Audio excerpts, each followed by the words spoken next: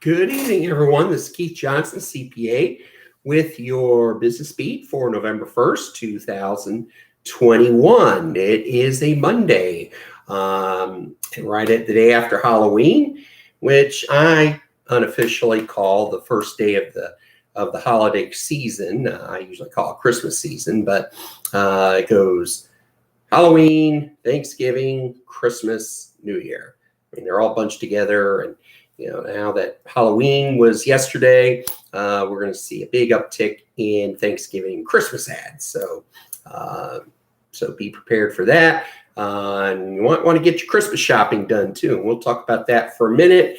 In a minute, just want to give a special shout out to Julie Bishop, one of my awesome friends. She is celebrating a birthday. I won't say how old she is, but she is helping to put our nation's men and women in uniform back together again after they have seen action. So many kudos to her and everybody else in uniform. So this is going to be a super busy week. It's probably going to be one of the biggest weeks in memory. Well, I won't say memory, but probably at least since the last election. And just several things have come together. First, we have the all-important gubernatorial races in Virginia and New Jersey. Basically, what happened was about 5-6 weeks ago, it looked like the Democrats were going to take both states. However, things have dramatically changed. In Virginia, you have the former governor, Terry McAuliffe, who's a Democrat, running against Glenn Youngkin. And basically, McAuliffe shot himself in the foot, telling parents they don't have a right to teach their kids and what goes on in the classroom. So parents weren't exactly too thrilled with that. So ever since then, Mr. Youngkin has steadily eroded Governor McAuliffe's lead, and as a result, has now taken a slight lead. In fact, all of the major polls are saying that he's now winning. Now he's still within the margin of error and certainly within the margin of fraud.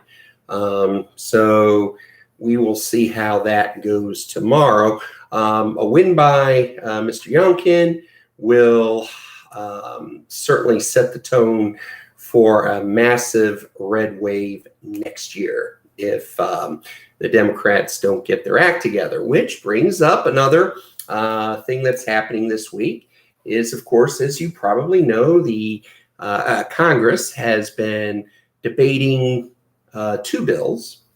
Basically, one is a bipartisan infrastructure bill that pretty much should be approved. However, it's still languishing in the House. We'll get to that in a minute.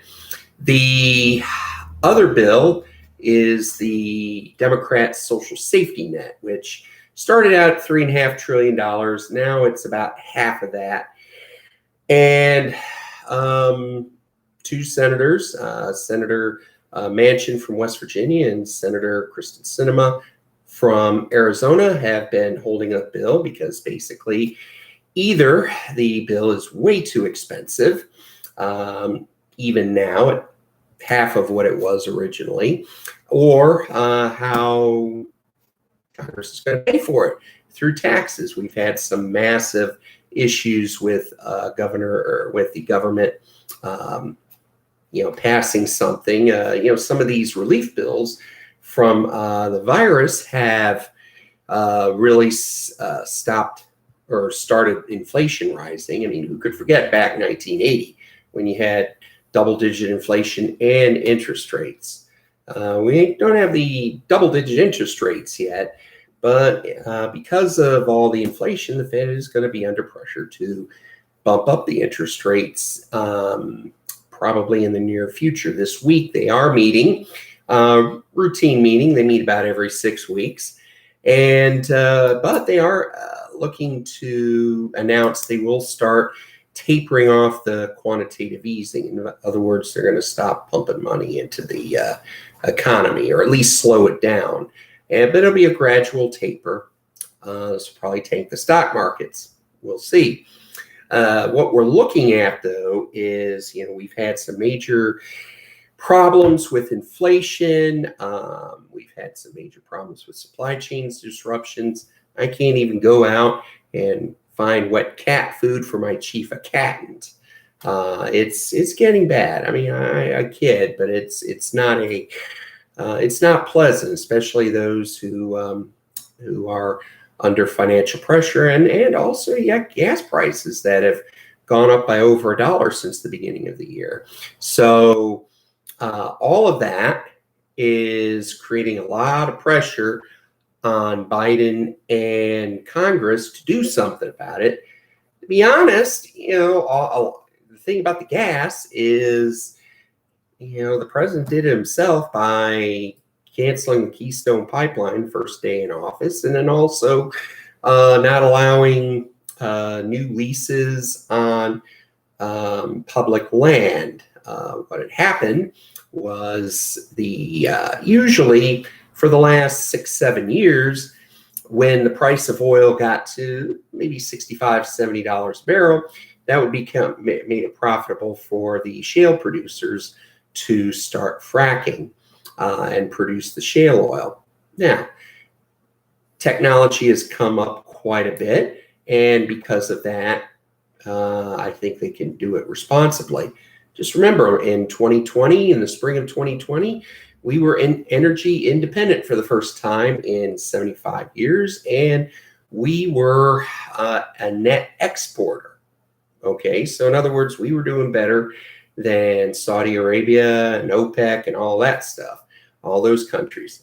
However, since then, all these restrictions have now come down the pike, and consequently, supply isn't where it needs to be, because a lot of the American oil companies really can't increase their output that much, and we really can't transport the oil in from Canada. So the prices have skyrocketed, and the president goes to OPEC and said, please open up your spigots, and, so he could drop the price, and they laughed him out of the room. So, at that point, you got to think, it's just a lot of intentional, unforced errors that we're seeing by the administration and by Congress that have really pounded the economy for the last several months. And really, I mean, it's probably going to continue. An example of the government not getting out of the way is in California. In Long Beach, for the last several weeks, we've had dozens, if not hundreds, of tankers with thousands upon thousands of containers waiting, sitting off the coast to bring in various the stuff that you and me buy. Okay, well, the president and the administration wanted us to do have them open up the Long Beach port in California to 24/7. Okay, that's all fine and good. Here's the problem where the government has not gotten out of its own way. Governor of California has, and the assembly out in California, they have a law that says basically you can't drive a truck in California unless it's like less than 3 years old with super, clean, energy efficient engines. So if you have a truck that's over, I just noticed this, excuse me. There we go. Try to get some light in here earlier. I apologize. But basically what happens is the trucks can't get in because there's not enough trucks to get in. And also you got the vaccine mandates for all the truckers that are going in there, and they're coming out of state. A lot of them don't want to get the vaccine, and I don't blame them. They, first off, this is America. You're free to choose and make your own decisions. And also, second, we still don't know the long-term effects of it. So we're not seeing a lot of trucks nor trucking companies or anything like that coming into California to offload the ships so that they can send it to transmit it throughout the country. So if you're going to be in, if you're looking for Christmas, start now. It's not going to be a pretty Christmas. Also, plan travel accordingly. Now, normally, I take a trip out west to see my birth mom in Washington State and a friend in California. And I probably will, but we've had some issues with my go-to airline, Southwest, because the pilots are coming in. And then also American Airlines had a sick out over the weekend. So your Christmas travel plans may be endangered as well. So, there's just going to be a lot of news. Of course, the administration's over in Ireland, I believe. And, they're over in Ireland. I may be wrong. Maybe Scotland. I don't know. But anyway, they are discussing climate. Now, the only problem with that is that, of course, the United States wants to have clean energy. I get that. I have asthma. I don't want to step out and breathe a bunch of smoke. But thanks to the free market, capitalism, technology to reduce the pollution has come about and has really plunged the effects on the environment. But it comes at a cost. The price of gas has gone up substantially. But even if you took that, some of that out of the equation, the price would come back to a good equilibrium. However, the problem is that you have China and India, which total in and of themselves, and Russia, probably about 3 billion people who do not care what the climate conference is doing, and they're just going about and polluting. And because of that, we are hamstrung, as far as a nation, are hamstrung by excessive regulation. So so really all this climate talk and everything really doesn't do any good when literally half the world is not going to abide by it. Plus, you got the leaders that flew in on gas guzzling jets, and they came in on diesel cars and trucks, and they had their motorcades and all that. So it's not like they're practicing what they preach. So another thing that's happening this week is the unemployment. Now, the last couple of months, we've kind of been shocked with the unemployment. We were expecting in August and September rapidly improving numbers. We were disappointed each time. Now, the early consensus for the unemployment report for October, which will be released this Friday, is probably about 450,000 new jobs. I'll be honest, I think it's going to come up short again.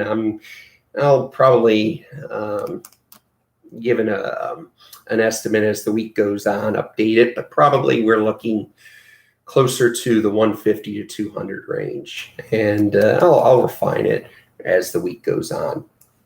So you have off-year elections. You have energy conference. You have Fed meetings. You have important employment reports. And, you have inflation and supply chain issues and the vaccine mandate problems too. So it's all coming together at one time. It's kind of like a train station, which has 20 trains that are supposed to get to the train station, at, the same time. And that's where we're at. So, you have the unemployment. Now, last couple months, we've kind of been shocked with the unemployment. We were expecting in August and September rapidly improving numbers. We I'll try to unpack everything for you and during the week. But yeah, there's just a lot to digest. And oh yeah, I forgot, the summary. We have the infrastructure bills and all of that. I'll probably save that discussion for tomorrow, and potential tax implications for it. So anyway, that's all for today. So hope you had a good day. Hope you had a good Halloween. Hope Julie Bishop had a good birthday today. And yeah, we'll see you tomorrow, and can get an early feel on how Virginia and New Jersey are going to come out. So y'all take care. Have a good evening. Bye-bye.